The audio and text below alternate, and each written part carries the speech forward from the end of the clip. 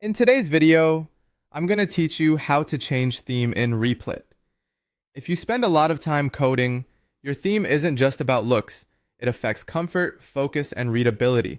Replit makes switching themes quick, so let's walk through it clearly and make sure you know exactly where everything is and what to expect.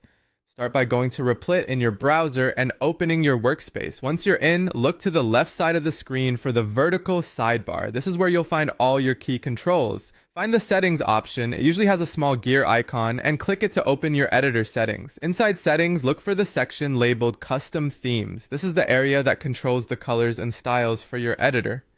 If the layout looks a little different, don't worry. Replit updates its interface from time to time. Just stay in settings and look for anything mentioning themes or appearance. Next, click Manage Themes. This opens the place where you can browse what's available and control which theme you're using. You'll see a section for your current theme. This shows the theme that's active right now, so you always know where you're starting from. Next to your current theme, click the drop-down button. This expands a list of available themes you can choose from. You'll see a mix of light and dark options, along with themes designed for different contrast preferences and syntax highlighting styles.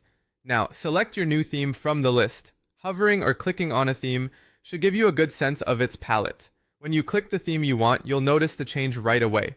The preview appears immediately, so you can quickly judge how it looks in the editor without leaving this page.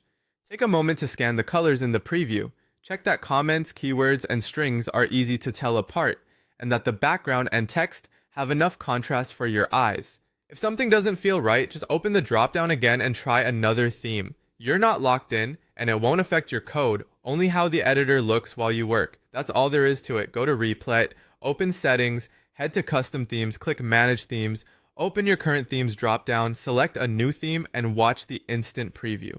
Pick the one that keeps you comfortable and focused, and enjoy coding with a look that works for you.